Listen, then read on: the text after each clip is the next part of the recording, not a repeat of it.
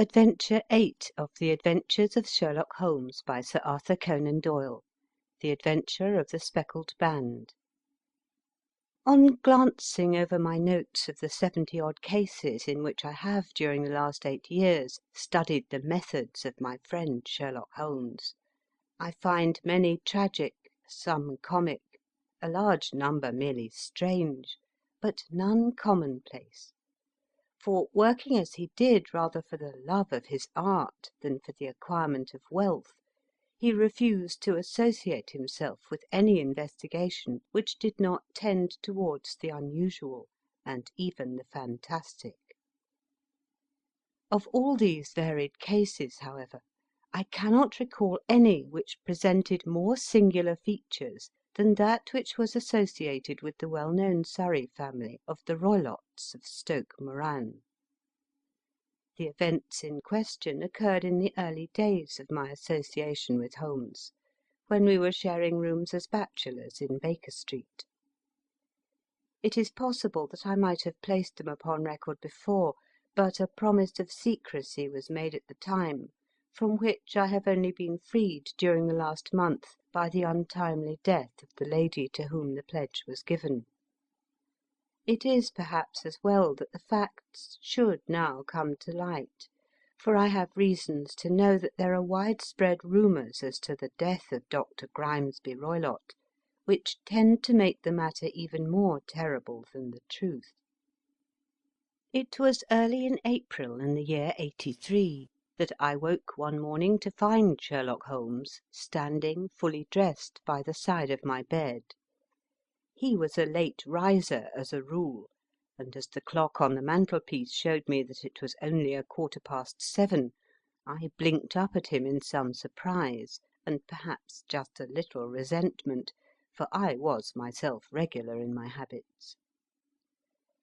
"Very sorry to knock you up, Watson," said he, "but it's the common lot this morning. Mrs. Hudson has been knocked up. She retorted upon me, and I on you." "What is it, then? A fire?" "No, a client. It seems that a young lady has arrived in a considerable state of excitement, who insists upon seeing me. She is waiting now in the sitting-room. Now, when young ladies wander about the metropolis at this hour of the morning, and knock sleepy people up out of their beds, I presume that it is something very pressing which they have to communicate. Should it prove to be an interesting case, you would, I am sure, wish to follow it from the outset. I thought, at any rate, that I should call you and give you the chance." "My dear fellow, I would not miss it for anything." I had no keener pleasure than in following Holmes in his professional investigations, and in admiring the rapid deductions, as swift as intuitions and yet always founded on a logical basis, with which he unravelled the problems which were submitted to him. I rapidly threw on my clothes, and was ready in a few minutes to accompany my friend down to the sitting-room.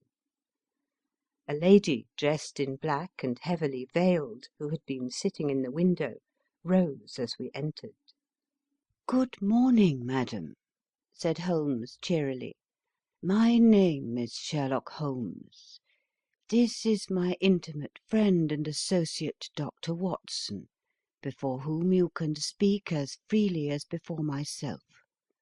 I am glad to see that Mrs. Hudson has had the good sense to light the fire. Pray draw up to it, and I shall order you a cup of hot coffee, for I observe that you are shivering." "It is not cold which makes me shiver," said the woman in a low voice, changing her seat as requested. "What, then?" "It is fear, Mr. Holmes. It is terror." She raised her veil as she spoke, and we could see that she was indeed in a pitiable state of agitation, her face all drawn and grey, with restless, frightened eyes, like those of some hunted animal. Her features and figure were those of a woman of 30, but her hair was shot with premature grey, and her expression was weary and haggard. Sherlock Holmes ran her over with one of his quick, all-comprehensive glances. "You must not fear," said he soothingly, bending forward and patting her forearm. "We shall soon set matters right, I have no doubt. You have come in by train this morning, I see." "You know me, then?" "No, but I observed the second half of a return ticket in the palm of your left glove. You must have started early, and yet you had a good drive in a dog-cart along heavy roads before you reached the station." The lady gave a violent start, and stared in bewilderment at my companion. "There is no mystery, my dear madam," said he, smiling. "The left arm of your jacket is spattered with mud in no less than 7 places. The marks are perfectly fresh. There is no vehicle save a dog-cart which throws up mud in that way, and then only when you sit on the left-hand side of the driver." "Whatever your reasons may be, you are perfectly correct," said she. "I started from home before 6, reached Leatherhead at 20 past, and came in by the first train to Waterloo. Sir, I can stand this strain no longer. I shall go mad if it continues. I have no one to turn to, none save only one who cares for me, and he, poor fellow, can be of little aid. I have heard of you, Mr. Holmes. I have heard of you from Mrs. Farintosh, whom you helped in the hour of her sore need. It was from her that I had your address. Oh, sir, do you not think that you could help me too, and at least throw a little light through the dense darkness which surrounds me? At present it is out of my power to reward you for your services, but in a month or 6 weeks I shall be married, with the control of my own income, and then at least you shall not find me ungrateful." Holmes turned to his desk and, unlocking it, drew out a small case-book, which he consulted. "Farintosh," said he. "Ah, yes, I recall the case. It was concerned with an opal tiara. I think it was before your time, Watson. I can only say, madam, that I shall be happy to devote the same care to your case as I did to that of your friend. As to reward, my profession is its own reward, but you are at liberty to defray whatever expenses I may be put to at the time which suits you best. And now I beg that you will lay before us everything that may help us in forming an opinion upon the matter." "Alas!" replied our visitor, "the very horror of my situation lies in the fact that my fears are so vague, and my suspicions depend so entirely upon small points which might seem trivial to another, that even he to whom of all others I have a right to look for help and advice looks upon all that I tell him about it as the fancies of a nervous woman. He does not say so, but I can read it from his soothing answers and averted eyes. But I have heard, Mr. Holmes, that you can see deeply into the manifold wickedness of the human heart. You may advise me how to walk amid the dangers which encompass me." "I am all attention, madam." "My name is Helen Stoner, and I am living with my stepfather, who is the last survivor of one of the oldest Saxon families in England, the Roylotts of Stoke Moran, on the western border of Surrey." Holmes nodded his head. "The name is familiar to me," said he. "The family was at one time among the richest in England, and the estates extended over the borders into Berkshire in the north and Hampshire in the west. In the last century, however, 4 successive heirs were of a dissolute and wasteful disposition. and the family ruin was eventually completed by a gambler in the days of the Regency. Nothing was left save a few acres of ground and the 200-year-old house, which is itself crushed under a heavy mortgage. The last squire dragged out his existence there, living the horrible life of an aristocratic pauper. But his only son, my stepfather, seeing that he must adapt himself to the new conditions, obtained an advance from a relative, which enabled him to take a medical degree, and went out to Calcutta, where, by his professional skill and his force of character, he established a large practice. In a fit of anger, however, caused by some robberies which had been perpetrated in the house, he beat his native butler to death, and narrowly escaped a capital sentence. As it was, he suffered a long term of imprisonment, and afterwards returned to England a morose and disappointed man. When Dr. Roylott was in India, he married my mother, Mrs. Stoner, the young widow of Major General Stoner of the Bengal Artillery. My sister Julia and I were twins, and we were only 2 years old at the time of my mother's remarriage. She had a considerable sum of money, not less than £1,000 a year, and this she bequeathed to Dr. Roylott entirely while we resided with him, with a provision that a certain annual sum should be allowed to each of us in the event of our marriage.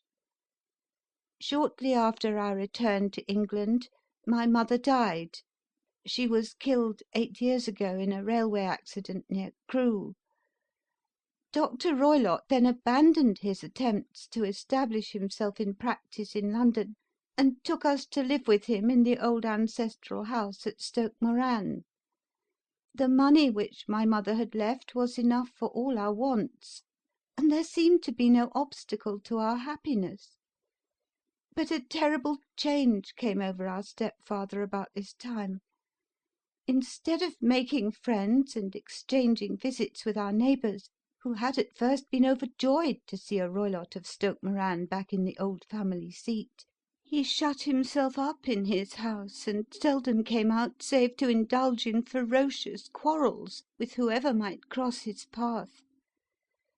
Violence of temper approaching to mania has been hereditary in the men of the family, and in my stepfather's case it had, I believe, been intensified by his long residence in the tropics.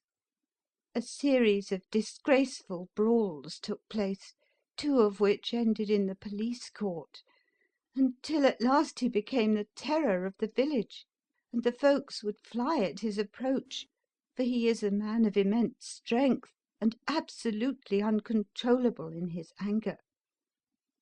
Last week he hurled the local blacksmith over a parapet into a stream, and it was only by paying over all the money which I could gather together that I was able to avert another public exposure.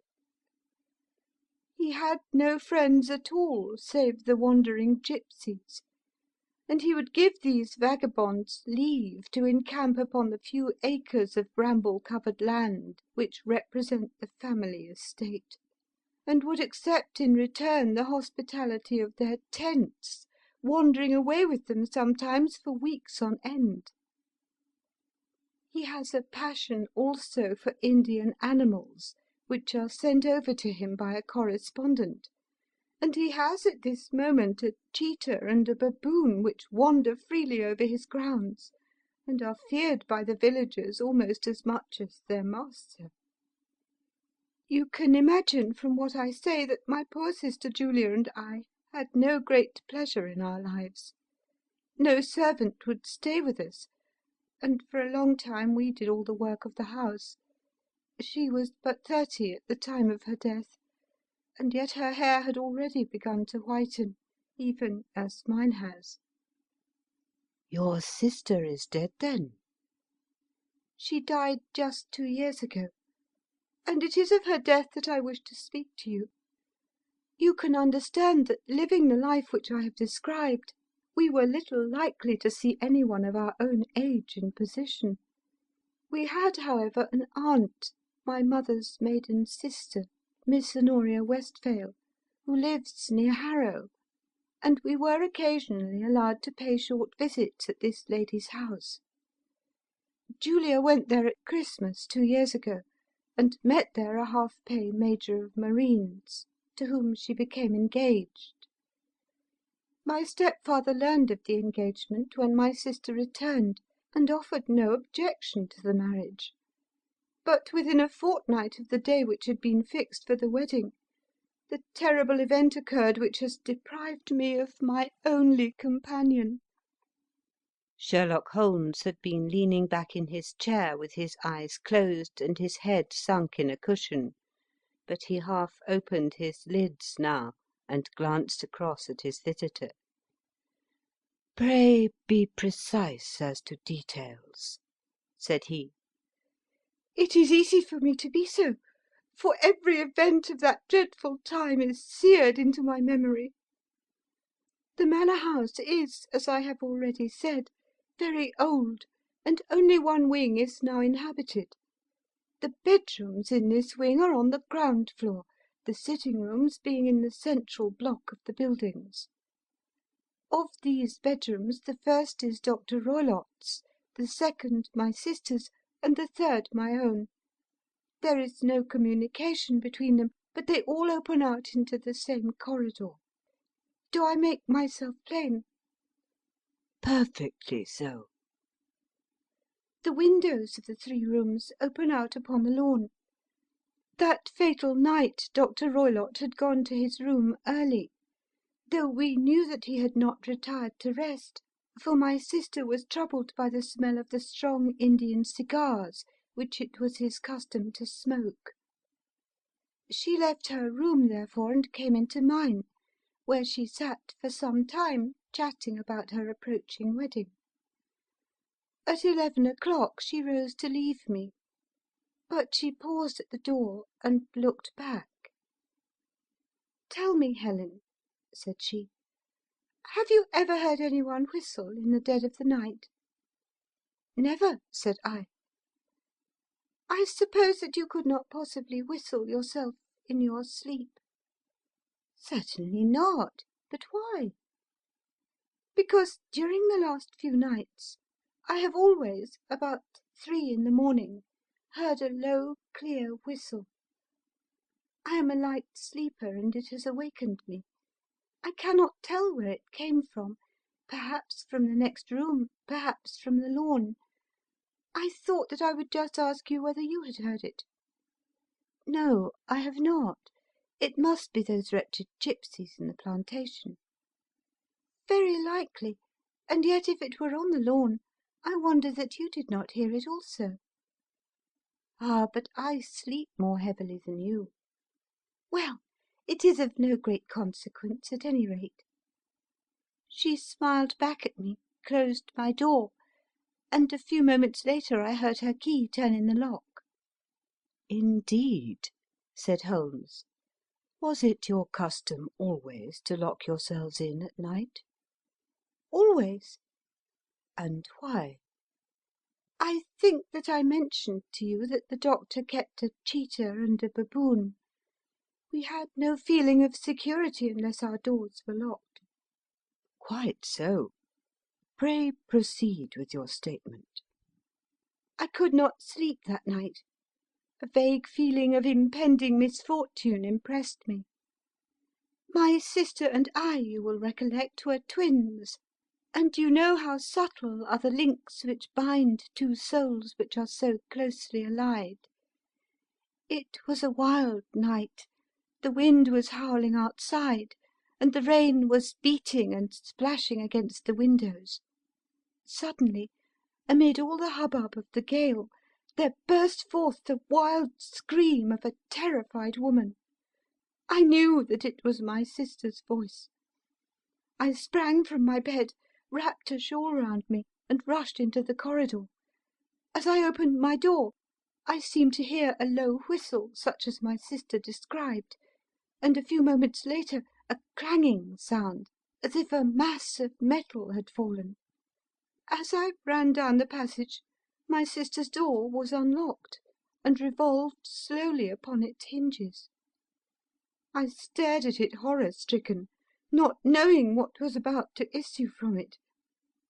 By the light of the corridor lamp, I saw my sister appear at the opening, her face blanched with terror, her hands groping for help, her whole figure swaying to and fro like that of a drunkard. I ran to her and threw my arms round her, but at that moment her knees seemed to give way, and she fell to the ground. She writhed as one who is in terrible pain, and her limbs were dreadfully convulsed. At first I thought that she had not recognized me, but as I bent over her, she suddenly shrieked out in a voice which I shall never forget, "Oh, my God, Helen! It was the band! The speckled band!" There was something else which she would fain have said, and she stabbed with her finger into the air in the direction of the doctor's room. But a fresh convulsion seized her and choked her words. I rushed out, calling loudly for my stepfather, and I met him hastening from his room in his dressing gown. When he reached my sister's side, she was unconscious, and though he poured brandy down her throat and sent for medical aid from the village, all efforts were in vain, for she slowly sank and died without having recovered her consciousness. Such was the dreadful end of my beloved sister. "One moment," said Holmes. "Are you sure about this whistle and metallic sound? Could you swear to it?" That was what the county coroner asked me at the inquiry. It is my strong impression that I heard it, and yet, among the crash of the gale and the creaking of an old house, I may possibly have been deceived. Was your sister dressed? No, she was in her nightdress. In her right hand was found the charred stump of a match, and in her left a matchbox. Showing that she had struck a light and looked about her when the alarm took place. That is important. And what conclusions did the coroner come to? He investigated the case with great care, for Dr. Roylott's conduct had long been notorious in the county, but he was unable to find any satisfactory cause of death. My evidence showed that the door had been fastened upon the inner side, and the windows were blocked by old-fashioned shutters with broad iron bars, which were secured every night. The walls were carefully sounded and were shown to be quite solid all round, and the flooring was also thoroughly examined, with the same result. The chimney is wide, but is barred up by 4 large staples. It is certain, therefore, that my sister was quite alone when she met her end. Besides, there were no marks of any violence upon her. How about poison? The doctors examined her for it, but without success. What do you think that this unfortunate lady died of, then? It is my belief that she died of pure fear and nervous shock, though what it was that frightened her I cannot imagine. Were there gypsies in the plantation at the time? Yes, there are nearly always some there. Ah, and what did you gather from this allusion to a band, a speckled band? Sometimes I have thought that it was merely the wild talk of delirium, sometimes that it may have referred to some band of people, perhaps to these very gypsies in the plantation. I do not know whether the spotted handkerchiefs which so many of them wear over their heads might have suggested the strange adjective which he used. Holmes shook his head like a man who is far from being satisfied. "These are very deep waters," said he. "Pray go on with your narrative." 2 years have passed since then, and my life has been until lately lonelier than ever. A month ago, however, a dear friend whom I have known for many years has done me the honour to ask my hand in marriage. His name is Armitage, Percy Armitage, the second son of Mr. Armitage of Crane Water, near Reading. My stepfather has offered no opposition to the match, and we are to be married in the course of the spring. 2 days ago some repairs were started in the west wing of the building, and my bedroom wall has been pierced, so that I have had to move into the chamber in which my sister died, and to sleep in the very bed in which she slept. Imagine, then, my thrill of terror when, last night, as I lay awake, thinking over her terrible fate, I suddenly heard in the silence of the night the low whistle which had been the herald of her own death. I sprang up and lit the lamp, but nothing was to be seen in the room. I was too shaken to go to bed again, however, so I dressed, and as soon as it was daylight I slipped down, got a dog-cart at the Crown Inn, which is opposite, and drove to Leatherhead, from whence I have come on this morning, with the one object of seeing you and asking your advice." "You have done wisely," said my friend. "But have you told me all?" "Yes, all." "Miss Roylott, you have not. You are screening your stepfather." "Why? What do you mean?" For answer, Holmes pushed back the frill of black lace which fringed the hand that lay upon our visitor's knee. 5 little livid spots, the marks of 4 fingers and a thumb, were printed upon the white wrist. "You have been cruelly used," said Holmes. The lady coloured deeply and covered over her injured wrist. "He is a hard man," she said, "and perhaps he hardly knows his own strength." There was a long silence, during which Holmes leaned his chin upon his hands and stared into the crackling fire. "This is a very deep business," he said at last. "There are 1,000 details which I should desire to know before I decide upon our course of action. Yet we have not a moment to lose. If we were to come to Stoke Moran to-day, would it be possible for us to see over these rooms without the knowledge of your stepfather?" "As it happens, he spoke of coming into town to-day upon some most important business. It is probable that he will be away all day, and that there would be nothing to disturb you.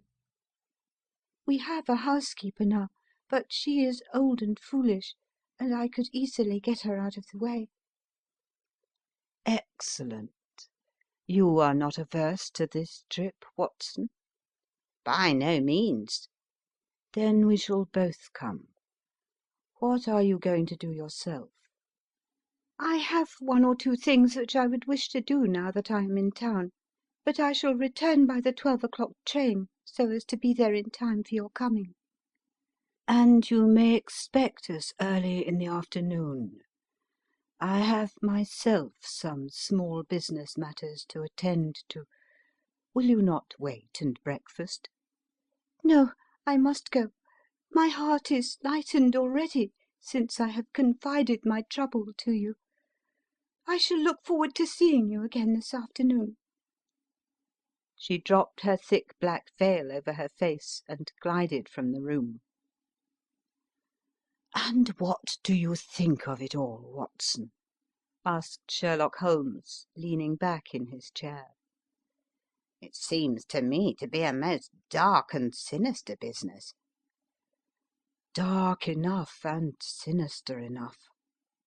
"Yet if the lady is correct in saying that the flooring and walls are sound, and that the door, window, and chimney are impassable, then her sister must have been undoubtedly alone when she met her mysterious end." "What becomes, then, of these nocturnal whistles And what of the very peculiar words of the dying woman? I cannot think.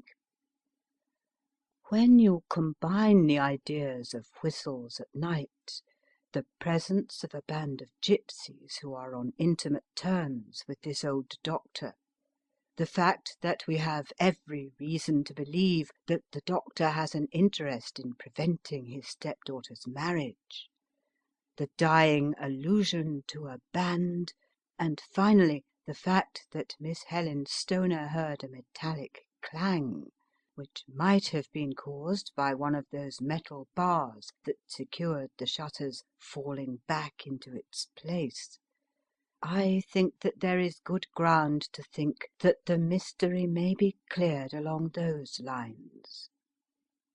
But what, then, did the gypsies do? I cannot imagine. I see many objections to any such theory. And so do I. It is precisely for that reason that we are going to Stoke Moran this day. I want to see whether the objections are fatal, or if they may be explained away. But what in the name of the devil? The ejaculation had been drawn from my companion by the fact that our door had been suddenly dashed open, and that a huge man had framed himself in the aperture. His costume was a peculiar mixture of the professional and of the agricultural, having a black top hat, a long frock coat, and a pair of high gaiters, with a hunting crop swinging in his hand. So tall was he that his hat actually brushed the crossbar of the doorway, and his breadth seemed to span it across from side to side. A large face, seared with 1,000 wrinkles, burned yellow with the sun, and marked with every evil passion, was turned from one to the other of us, while his deep-set, bile-shot eyes and his high, thin, fleshless nose gave him somewhat the resemblance to a fierce old bird of prey. "Which of you is Holmes?" asked this apparition. My name, sir, but you have the advantage of me, said my companion quietly. "I am Dr. Grimesby Roylott of Stoke Moran." Indeed, doctor, said Holmes blandly. Pray take a seat. "I will do nothing of the kind. My stepdaughter has been here. I have traced her. What has she been saying to you?" It is a little cold for the time of the year, said Holmes. "What has she been saying to you?" screamed the old man furiously. But I have heard that the crocuses promise well, continued my companion imperturbably. "Ha! You put me off, do you?" said our new visitor, taking a step forward and shaking his hunting crop. "I know you, you scoundrel. I have heard of you before. You are Holmes, the meddler." My friend smiled. "Holmes, the busybody." His smile broadened. "Holmes, the Scotland Yard Jack-in-Office." Holmes chuckled heartily. Your conversation is most entertaining, said he. When you go out, close the door, for there is a decided draught. "I will go when I've had my say. Don't you dare to meddle with my affairs. I know that Miss Stoner has been here. I traced her. I am a dangerous man to fall foul of. See here." He stepped swiftly forward, seized the poker, and bent it into a curve with his huge brown hands. "See that you keep yourself out of my grip," he snarled, and hurling the twisted poker into the fireplace, he strode out of the room. He seems a very amiable person, said Holmes, laughing. I am not quite so bulky, but if he had remained, I might have shown him that my grip was not much more feeble than his own. As he spoke, he picked up the steel poker and, with a sudden effort, straightened it out again. Fancy his having the insolence to confound me with the official detective force. This incident gives zest to our investigation, however, and I only trust that our little friend will not suffer from her imprudence in allowing this brute to trace her. And now, Watson, we shall order breakfast, and afterwards I shall walk down to Doctors' Commons, where I hope to get some data which may help us in this matter." It was nearly 1 o'clock when Sherlock Holmes returned from his excursion. He held in his hand a sheet of blue paper, scrawled over with notes and figures. "I have seen the will of the deceased wife," said he. "To determine its exact meaning, I have been obliged to work out the present prices of the investments with which it is concerned.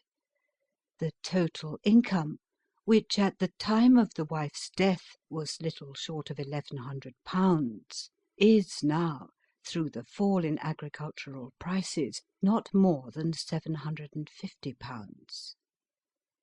Each daughter can claim an income of £250 in case of marriage. It is evident, therefore, that if both girls had married, this beauty would have had a mere pittance, while even one of them would cripple him to a very serious extent. My morning's work has not been wasted, since it has proved that he has the very strongest motives for standing in the way of anything of the sort. And now, Watson, this is too serious for dawdling, especially as the old man is aware that we are interesting ourselves in his affairs. So if you are ready, we shall call a cab and drive to Waterloo. I should be very much obliged if you would slip your revolver into your pocket. An Ely's No. 2 is an excellent argument with gentlemen who can twist steel pokers into knots. That and a toothbrush are, I think, all that we need." At Waterloo we were fortunate in catching a train for Leatherhead, where we hired a trap at the station inn, and drove for 4 or 5 miles through the lovely Surrey lanes. It was a perfect day, with a bright sun and a few fleecy clouds in the heavens.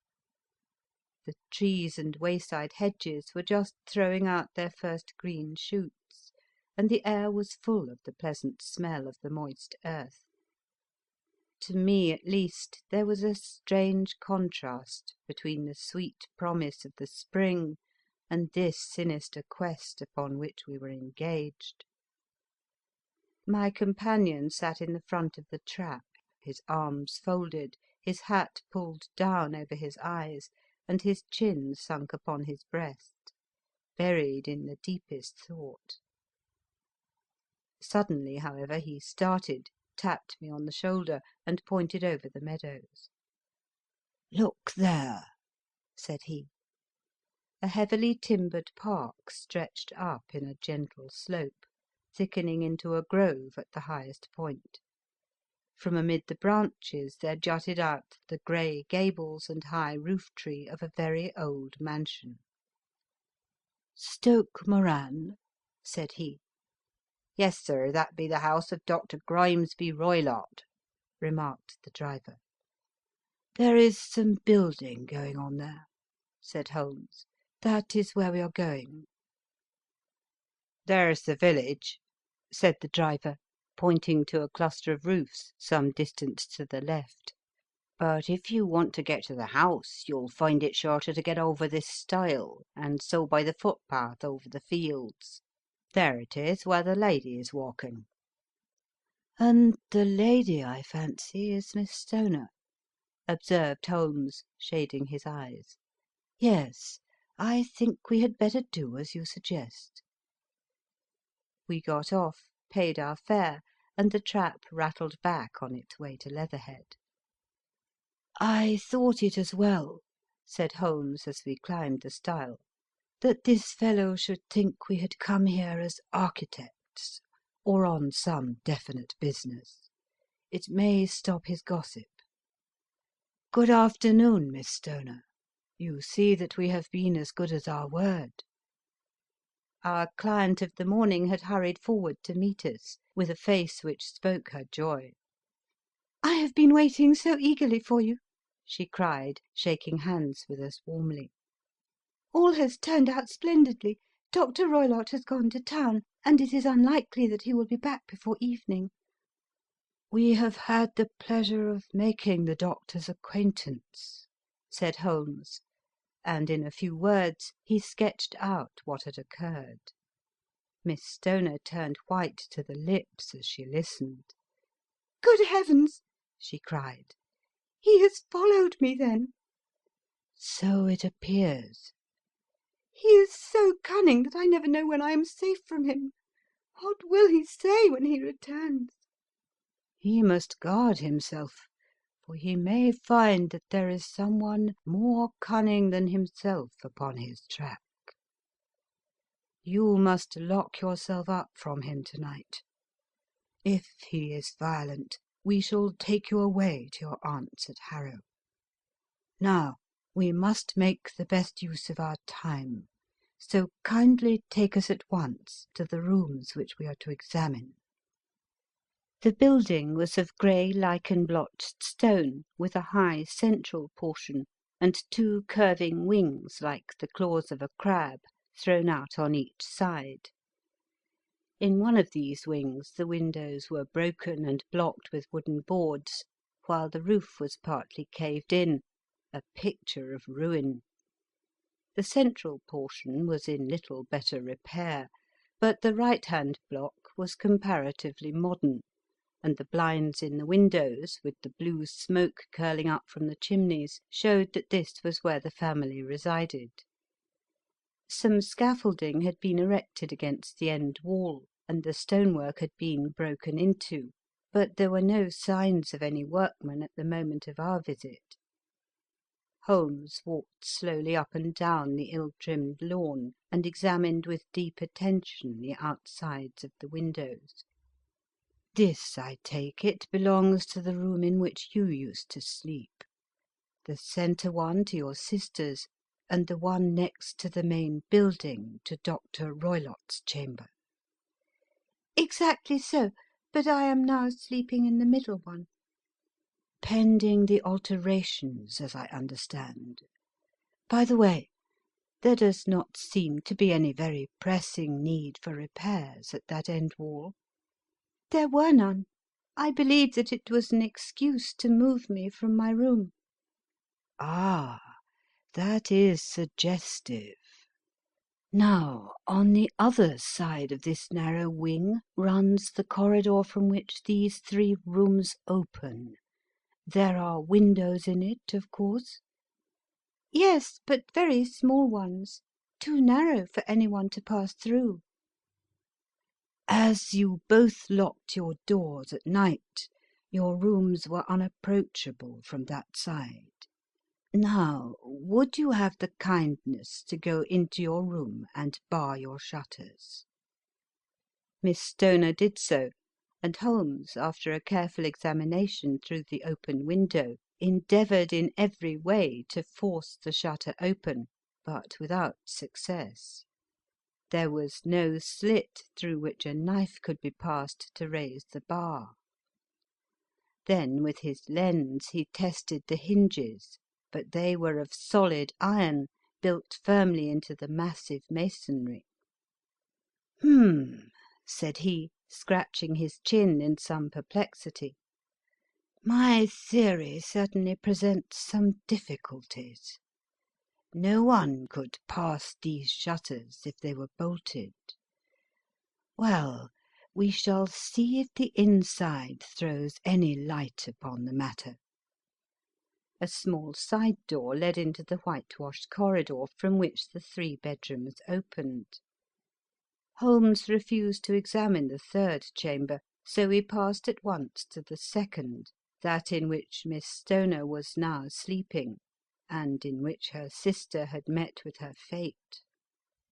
It was a homely little room, with a low ceiling and a gaping fireplace, after the fashion of old country houses.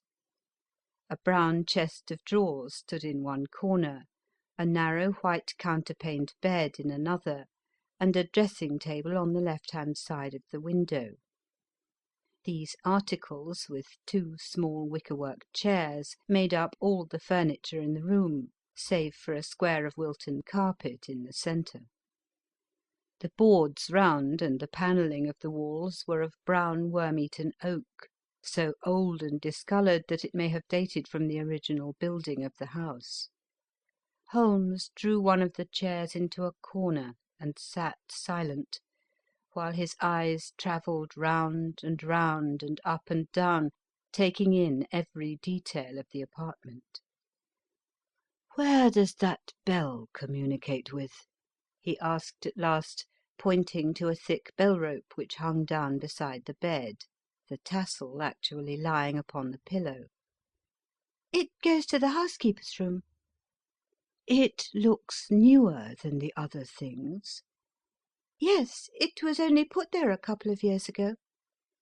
"Your sister asked for it, I suppose?"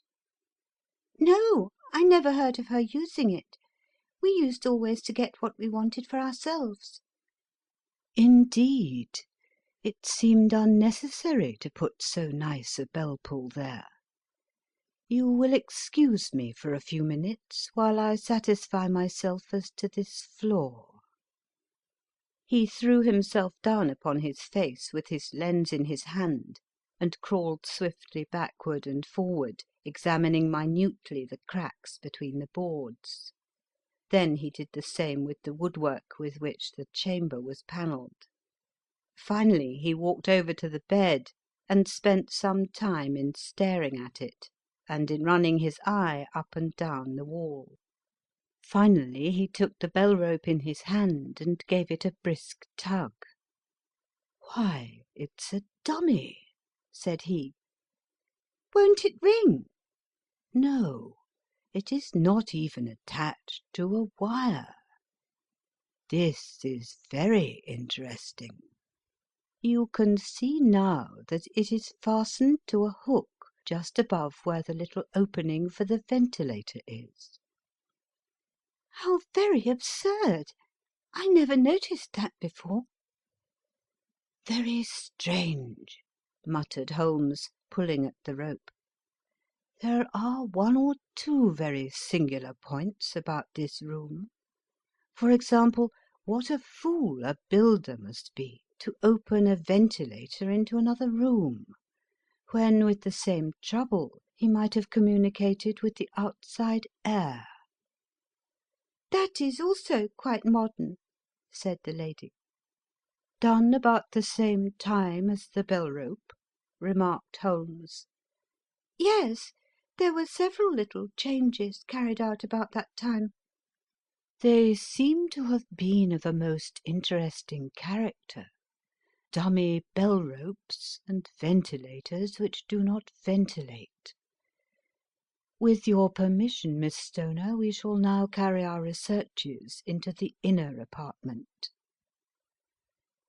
Dr. Grimesby Roylott's chamber was larger than that of his stepdaughter, but was as plainly furnished.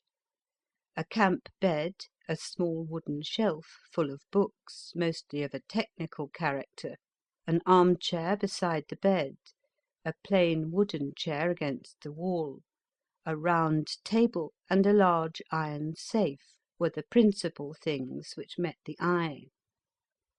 Holmes walked slowly round and examined each and all of them with the keenest interest. "What's in here?" he asked, tapping the safe. "My stepfather's business papers." "Oh, you have seen inside, then?" "Only once, some years ago. I remember that it was full of papers." "There isn't a cat in it, for example?" "No. What a strange idea!" "Well, look at this." He took up a small saucer of milk which stood on the top of it. No, we don't keep a cat, but there is a cheetah and a baboon. Ah, yes, of course. Well, a cheetah is just a big cat, and yet a saucer of milk does not go very far in satisfying its wants, I dare say. There is one point which I should wish to determine. He squatted down in front of the wooden chair and examined the seat of it with the greatest attention. "Thank you. That is quite settled," said he, rising and putting his lens in his pocket. "Hello! Here is something interesting." The object which had caught his eye was a small dog-lash hung on one corner of the bed. The lash, however, was curled upon itself and tied so as to make a loop of whipcord. "What do you make of that, Watson?" It's a common enough lash, but I don't know why it should be tied." "That is not quite so common, is it? Ah me! It's a wicked world, and when a clever man turns his brains to crime, it is the worst of all. I think that I have seen enough now, Miss Stoner, and with your permission we shall walk out upon the lawn." I had never seen my friend's face so grim or his brow so dark as it was when we turned from the scene of this investigation. We had walked several times up and down the lawn, neither Miss Stoner nor myself liking to break in upon his thoughts before he roused himself from his reverie. "It is very essential, Miss Stoner," said he, "that you should absolutely follow my advice in every respect." I shall most certainly do so. "The matter is too serious for any hesitation. Your life may depend upon your compliance." I assure you I am in your hands. "In the first place, both my friend and I must spend the night in your room." Both Miss Stoner and I gazed at him in astonishment. "Yes, it must be so. Let me explain. I believe that that is the village inn over there?" Yes, that is the Crown. "Very good. Your windows would be visible from there?" Certainly. "You must confine yourself to your room on pretence of a headache when your stepfather comes back. Then, when you hear him retire for the night, you must open the shutters of your window, undo the hasp, put your lamp there as a signal to us, and then withdraw quietly with everything which you are likely to want into the room which you used to occupy. I have no doubt that in spite of the repairs you could manage there for one night. Oh, yes, easily. The rest you will leave in our hands.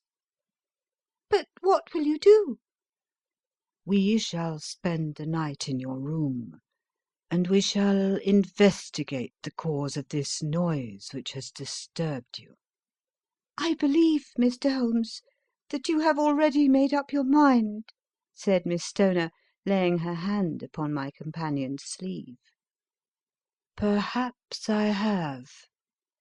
"Then, for pity's sake, tell me what was the cause of my sister's death." "I should prefer to have clearer proofs before I speak."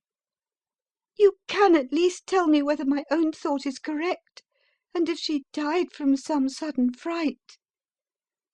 "No, I do not think so. I think that there was probably some more tangible cause. And now, Miss Stoner, we must leave you, for if Dr. Roylott returned and saw us, our journey would be in vain. Good bye, and Be brave, for if you will do what I have told you, you may rest assured that we shall soon drive away the dangers that threaten you." Sherlock Holmes and I had no difficulty in engaging a bedroom and sitting room at the Crown Inn. They were on the upper floor, and from our window we could command a view of the avenue gate and of the inhabited wing of Stoke Moran Manor House. At dusk we saw Dr. Grimesby Roylott drive past, his huge form looming up beside the little figure of the lad who drove him. The boy had some slight difficulty in undoing the heavy iron gates, and we heard the hoarse roar of the doctor's voice, and saw the fury with which he shook his clinched fists at him. The trap drove on, and a few minutes later we saw a sudden light spring up among the trees as the lamp was lit in one of the sitting rooms. "Do you know, Watson," said Holmes, as we sat together in the gathering darkness, "I have really some scruples as to taking you tonight. There is a distinct element of danger." Can I be of assistance? "Your presence might be invaluable." Then I shall certainly come. "It is very kind of you." You speak of danger. You have evidently seen more in these rooms than was visible to me." "No, but I fancy that I may have deduced a little more. I imagine that you saw all that I did." "I saw nothing remarkable save the bell rope, and what purpose that could answer, I confess is more than I can imagine." "You saw the ventilator too." "Yes, but I do not think that it is such a very unusual thing to have a small opening between two rooms.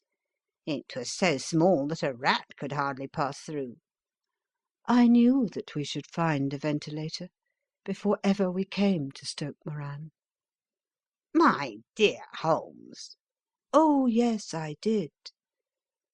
You remember in her statement she said that her sister could smell Dr. Roylott's cigar. Now, of course, that suggested at once that there must be a communication between the two rooms. It could only be a small one, or it would have been remarked upon at the coroner's inquiry. I deduced a ventilator." "But what harm can there be in that?" "Well, there is at least a curious coincidence of dates. A ventilator is made, a cord is hung, and a lady who sleeps in the bed dies. Does that not strike you?" "I cannot as yet see any connection." "Did you observe anything very peculiar about that bed?" "No." "It was clamped to the floor. Did you ever see a bed fastened like that before?" "I cannot say that I have." The lady could not move her bed. It must always be in the same relative position to the ventilator and to the rope, or so we may call it, since it was clearly never meant for a bell pull." "Holmes," I cried, "I seem to see dimly what you are hinting at. We are only just in time to prevent some subtle and horrible crime." "Subtle enough and horrible enough. When a doctor does go wrong, he is the first of criminals. He has nerve and he has knowledge. Palmer and Pritchard were among the heads of their profession. This man strikes even deeper.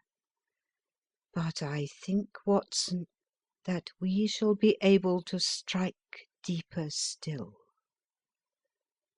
But we shall have horrors enough before the night is over. For goodness' sake, let us have a quiet pipe, and turn our minds for a few hours to something more cheerful." About 9 o'clock the light among the trees was extinguished, and all was dark in the direction of the manor house. 2 hours passed slowly away, and then suddenly, just at the stroke of 11, a single bright light shone out right in front of us. "That is our signal," said Holmes, springing to his feet. "It comes from the middle window."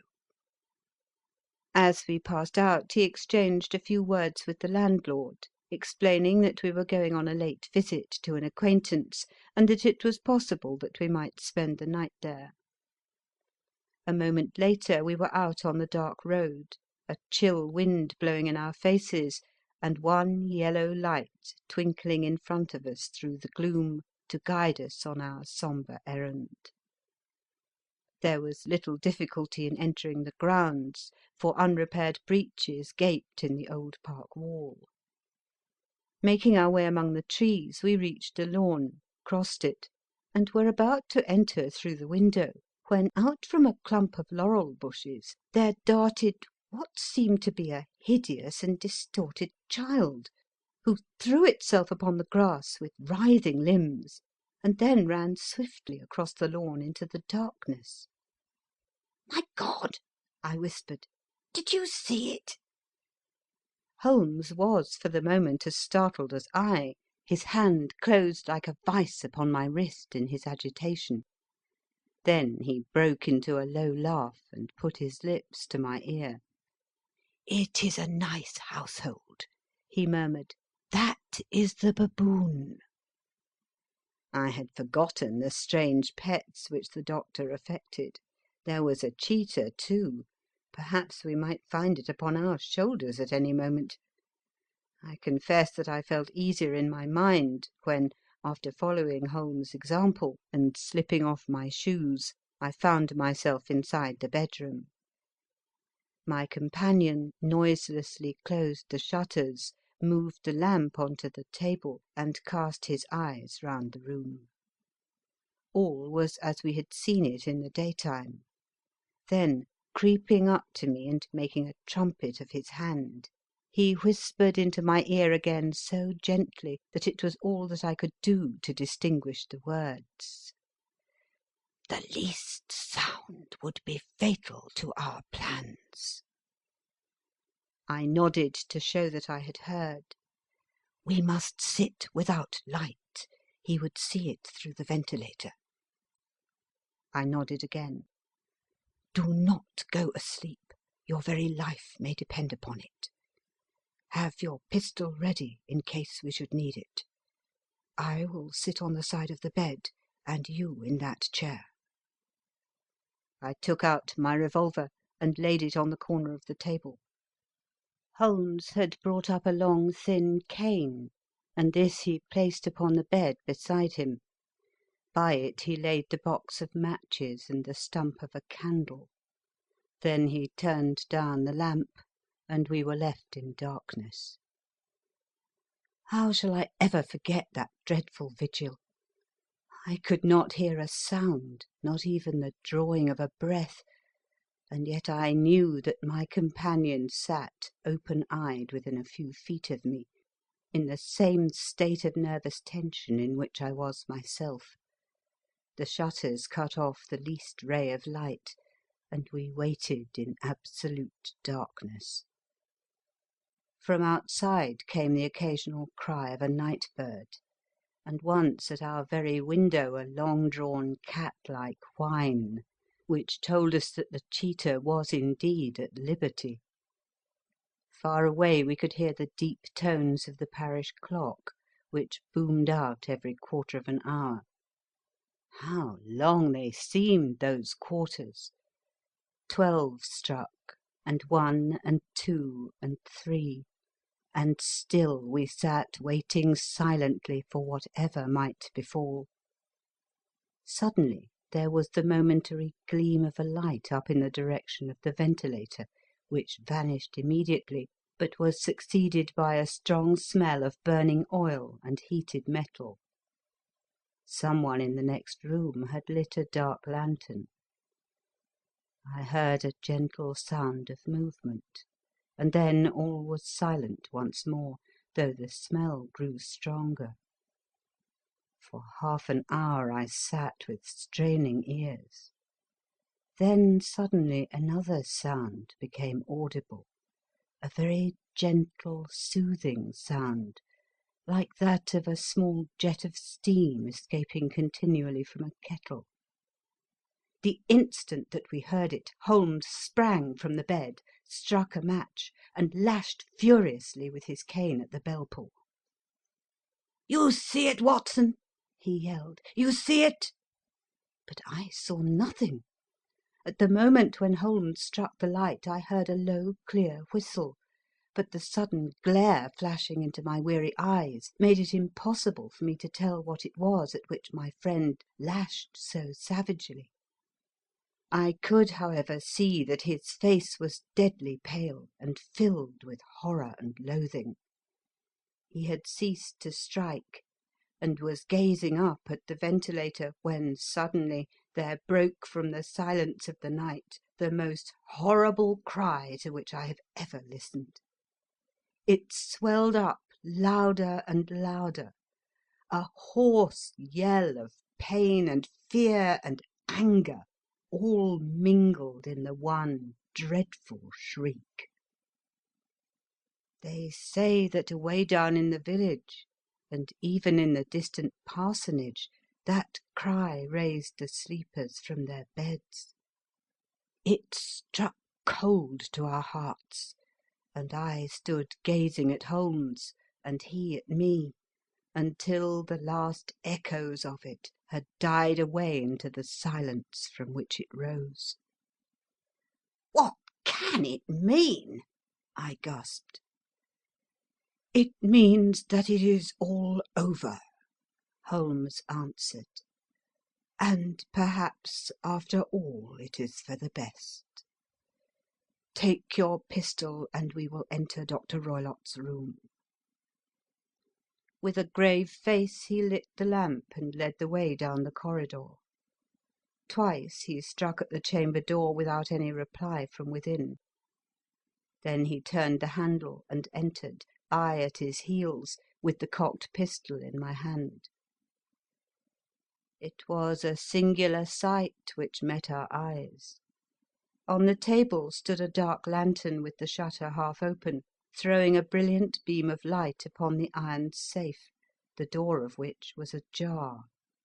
Beside this table, on the wooden chair, sat Dr. Grimesby Roylott, clad in a long grey dressing gown, his bare ankles protruding beneath, and his feet thrust into red heelless Turkish slippers. Across his lap lay the short stock with the long lash which we had noticed during the day. His chin was cocked upward, and his eyes were fixed in a dreadful, rigid stare at the corner of the ceiling. Round his brow he had a peculiar yellow band with brownish speckles, which seemed to be bound tightly round his head. As we entered he made neither sound nor motion. "The band, the speckled band," whispered Holmes. I took a step forward. In an instant his strange headgear began to move, and there reared itself from among his hair the squat, diamond-shaped head and puffed neck of a loathsome serpent. "It is a swamp adder," cried Holmes, "the deadliest snake in India. He has died within 10 seconds of being bitten. Violence does, in truth, recoil upon the violent, and the schemer falls into the pit which he digs for another. Let us thrust this creature back into its den, and we can then remove Miss Stoner to some place of shelter, and let the county police know what has happened." As he spoke, he drew the dog whip swiftly from the dead man's lap, and throwing the noose round the reptile's neck, he drew it from its horrid perch, and carrying it at arm's length, threw it into the iron safe, which he closed upon it. Such are the true facts of the death of Dr. Grimesby Roylott of Stoke Moran. It is not necessary that I should prolong a narrative which has already run to too great a length by telling how we broke the sad news to the terrified girl, how we conveyed her by the morning train to the care of her good aunt at Harrow, of how the slow process of official inquiry came to the conclusion that the doctor met his fate while indiscreetly playing with a dangerous pet. The little which I had yet to learn of the case was told me by Sherlock Holmes as we travelled back next day.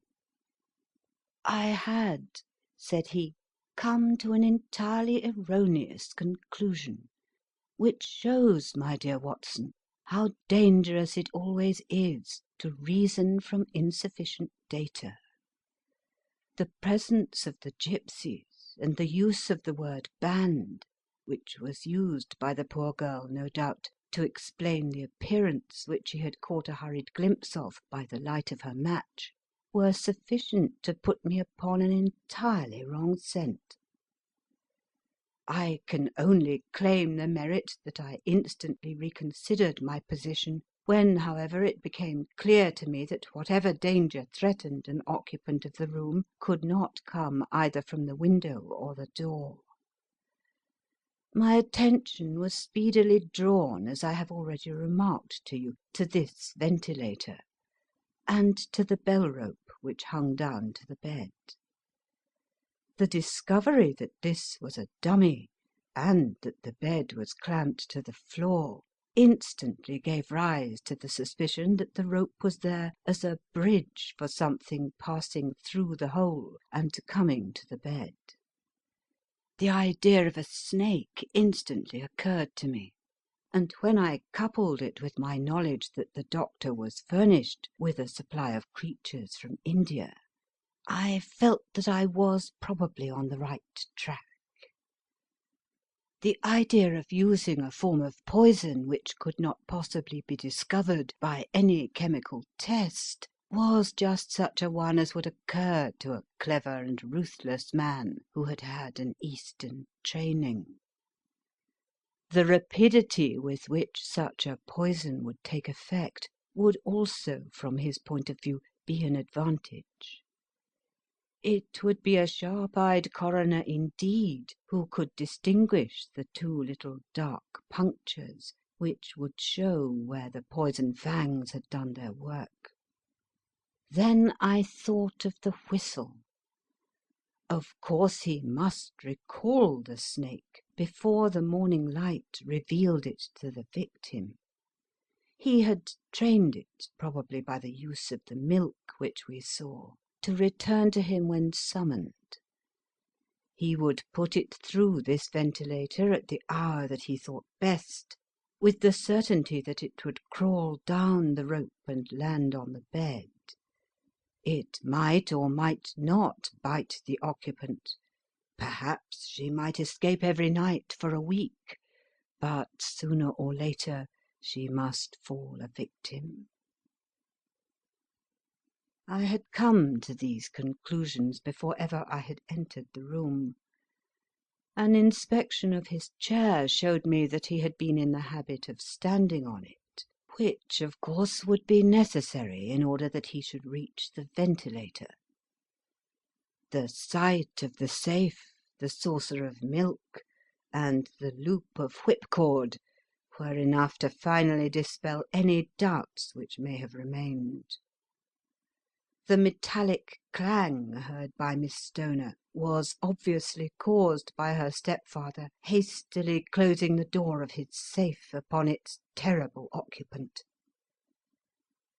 Having once made up my mind, you know the steps which I took in order to put the matter to the proof. I heard the creature hiss, as I have no doubt that you did also, and I instantly lit the light and attacked it. With the result of driving it through the ventilator. And also with the result of causing it to turn upon its master at the other side. Some of the blows of my cane came home and roused its snakish temper, so that it flew upon the first person it saw. In this way I am no doubt indirectly responsible for Dr. Grimesby Roylott's death, and I cannot say that it is likely to weigh very heavily upon my conscience. End of Adventure 8. The Adventure of the Speckled Band.